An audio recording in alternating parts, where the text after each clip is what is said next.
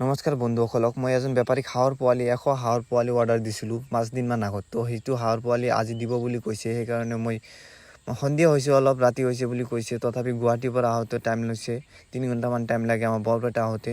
তো আজি মই গৈ আছোঁ সেই হাঁহৰ পোৱালিকেইটা আনিবলৈ।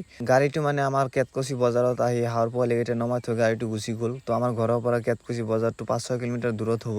তো আমি বাইক লৈ গৈ আছোঁ হাঁহৰ পোৱালিকেইটা আনিবৰ কাৰণে। আৰু আমি যাই কিনে চাওঁ হাঁহৰ পোৱালিকেইটা এটা গছৰ তলত নমাই থৈ বা সেই মানুহজনে গুচি গৈছে, বেপাৰীটোৱে। মোৰ পইচাকেইটা এডভান্স দিয়া আছিল, তো ইমান গুৰুত্ব নাই, দি থৈ কিনে গুচি গৈছে। আৰু এটা বাকচৰ ভিতৰত 50টাকৈ হাঁহৰ পোৱালি দিছে, যিহেতু তাৰমানে ইমান কমফৰ্টেবল নহয়। এটা বাকচৰ ভিতৰত 25টাকৈ বা 30টাকৈ হাঁহৰ পোৱালি দিলে সেইটো ভালকৈ কমফৰ্টেবল হয়। তো এতিয়া আমি পোৱালিকেইটালৈ ঘৰত গুচি যাম আৰু ঘৰত যাই কিনে চাম যে পোৱালিকেইটাৰ হাল অৱস্থা কেনেকুৱা। আৰু এনেকৈ আহি আমি পোৱালিকেইটালৈ ঘৰত গুচি আহিলোঁ। আৰু মোৰ প্ৰথম কামটো হ'ল পোৱালিৰ ঢাকনাটো গুচাই দি মানে অলপ মানে ইয়াতে চালাৰ বস্তাটো বিচাব বাকী আছিল। যিহেতু আপোনালোকক ভিডিঅ' আগতে দেখাই দিছোঁ মই কেনেকৈ কি কৰিছোঁ।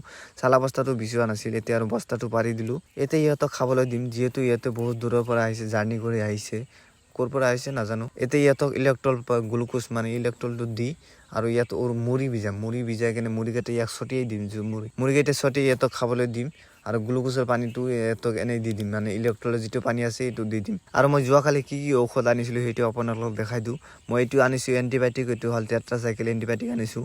আৰু এইটো ভিমাৰেল হয়, এই মাল্টিভিটামিন 60 ml হয়। আৰু এইটো হ'ল কেলছিয়ামৰ অষ্টবেট। আৰু এইটো হ'ল লিভাৰ টনিক বহুত ভাল লিভাৰ টনিক হয়। এইটো ব্ৰটন, ইয়াতে ভিটামিন মিক্স আছে।